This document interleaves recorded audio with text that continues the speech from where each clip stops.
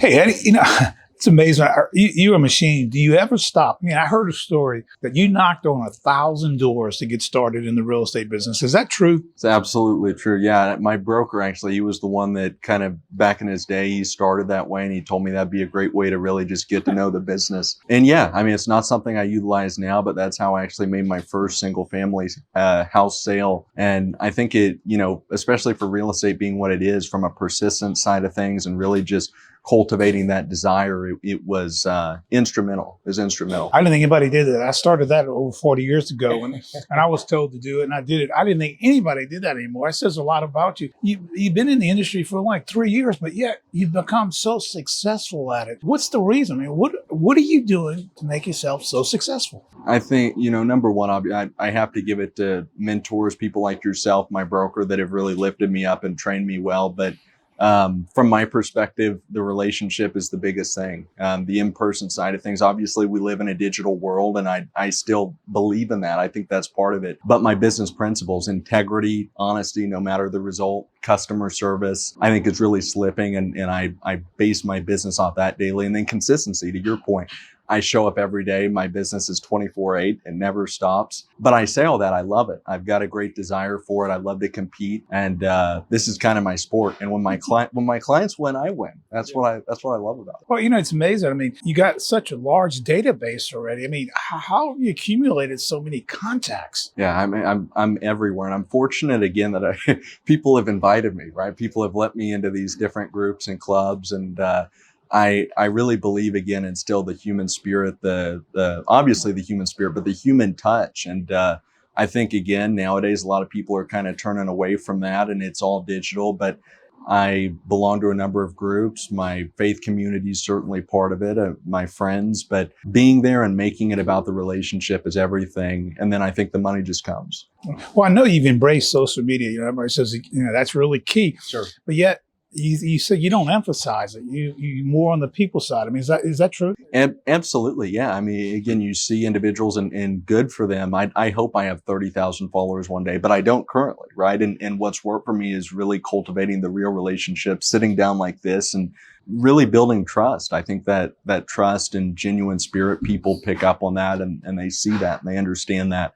Beyond the results, I want people to walk away at the end of the day and at the end of my life too and be able to say, wow, he was a guy that, yes, he gave it his all, but I always felt like he was authentic. I felt like he was genuine with me and he really wanted to help me. And that's everything. Well, you're a little young and you're worried about a legacy. Okay, give it a break. I mean, your intensity is phenomenal. I mean, what's your background and what's inspired this drive that you have? I mean, it's unbelievable. When I got out of high school 10 years ago, I started working in the mall, and over the years, I went from helping clients with, customers with vitamins, shoes, loans, apartments. And what I found over time is it really didn't matter what the product was. It was always people. It's a people business regardless. And now I firmly believe that just like then, I'm in the people business, helping people with real estate. I like real estate, obviously, but it's transferable to anything. And I think it's a lifestyle. I really do. It's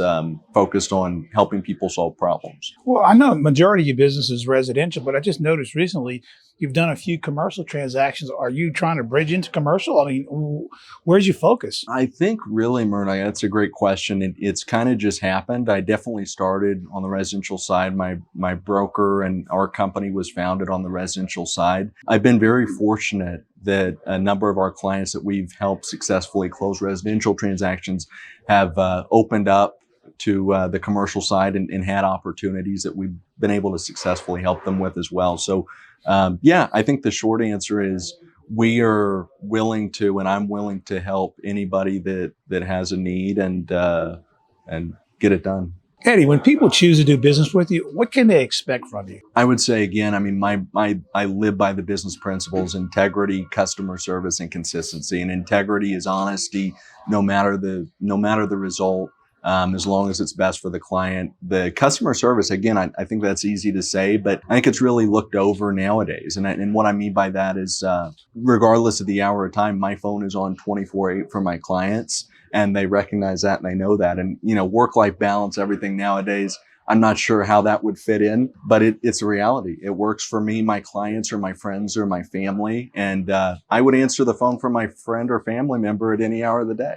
And then lastly, the consistency factor is huge. The compound interest of every day I show up and do this because I love it. It's everything. That's amazing. I mean, you really are enjoying it. I mean, what aspects of the business you enjoy most? I mean, I can't believe I get to do this as my job day to day. I mean, just the human relationships, going out, helping people solve problems. When I worked in the mall helping people with vitamins, I used to imagine myself 10 years forward. And I said to myself, I'm going to be making transactions happen for large sums of money, helping people with big decisions. I love the competitive side of it. I love that you're solving big problems for people. And again, the human side of it just kind of ties it all together. Your consistency is amazing. I mean, I know every time you meet someone, I hear about it, and I've seen it. You write them a handwritten thank you note. I mean, that is phenomenal. Anything else you're doing you find makes a big difference, or it's meaningful to the consumer? I think again, the thank you notes is a piece of it without a question. I would emphasize that, but that aspect of it, and then really just taking the time to sit down, ask questions, and get to know my clients, and make sure that they know again that I'm available to them whenever. It doesn't mean it again like I might be in another client scenario or with family, but I will make time any day to connect with my clients because they are like family. So I think again that human touch is really all I can lean on. Well, what is your view about the changing in the market? I mean, we went through a challenging year in 2023, and it started in 2022. What do you see is happening? What are the trends? I think from a residential side, obviously with where rates are at, it kind of is what it is. They're not 2.98 like a couple of years, 2-3 years back. But I think consumers are starting to adjust to that. And I think more so that we're in such a robust, resilient market here in DFW. We've got a number of people obviously moving here as well from out of state that it really does help drive the business where it's at. So to your point, I think forecasting forward, I don't see just with some of the inflation data that's come out, the job reports that we're going to have significant changes from a lending side of things. You could talk to that much better than me, but I think the demand is still here. And I think from my perspective as an agent, we've still got clients that absolutely are looking for us to solve their problems. So, I think at the end of the day, the market is always changing. There's always something to complain about. We have to keep moving forward no matter what. And I think we're very fortunate that we can live somewhere like DFW and right now be in the heart of DFW. And you can go to Fort Worth, see a totally different world, go to Dallas, see a totally different world. Up north now, we're going to be to Oklahoma before we know it with how we're expanding. There's so many parts of DFW that continue to grow. So I'm bullish, obviously. Well, you hear all this talk about millennials being so different. And I guess I don't know what you call yourself now, but I mean, all the young people, do you see any difference I know you worked with young people in the 20s, 30s, as well as their 50s and 60s. Sure. Do you see a variance in the way they approach and view things? It's a great question. I think there definitely are some nuances that are different. The communication style, certainly, I think younger individuals might embrace the text or email versus a phone call for people a little bit more experienced. But nonetheless, I really believe people still purchase the same. People purchase from people. And that's not to say I think advertising sites like Zillow are a great addition. They've helped agents. There was actually a really well-renowned New York City agent that said agents have actually increased since Zillow came about. So I think that all of those digital aspects we can still embrace. But to answer your question, Murdoch, I think there are some nuances, but ultimately it's all pretty similar. Well, we always talk about what can a customer expect from us? What kind of expectations do you have for the people that you work with? I think at the end of the day, the biggest thing is just know that I want to be very transparent and open at the both from the beginning and to close of transaction, hopefully. I think it's easy to sugarcoat some things in the business, and that's definitely not my style. I'd like to be open up front. I'm going to tell you, regardless of, if it's a positive or not, kind of where we're at in this situation. But also that empathy is part of what I try to cultivate as well, right? There's a lot of things that you have to navigate within both the searching phase and then the negotiation and then to close phase. So there's a lot that you go through with a client, and you can rest assured that through that, I will understand where you're at in the scenario. Well, you have such a tremendous intensity. Do you think you'll be able to maintain that for, a couple decades? I certainly hope so, God willing. I mean, I think as long as the desire is there, I'll go as long as the desire is there. But I would say, to other agents out there too that are coming out, it's very easy to compare yourself to other individuals and get down on yourself. I think my secret sauce really is that I compete with myself every day. I see those individuals and they're inspirations to me, but I'm competing with myself. So to your point, as long as I'm competing with myself and trying to one up myself and make another client happy, as long as that's there, I'll keep doing it. Did you expect you'd have so much success so quickly? I mean, I don't know if expect is the word. I definitely saw a vision since I was very young of moving into real estate and solving large problems for people. So I don't want to sound arrogant. I don't want to say I expected it, but I've written down my goals for years, and actually I haven't achieved most of my goals.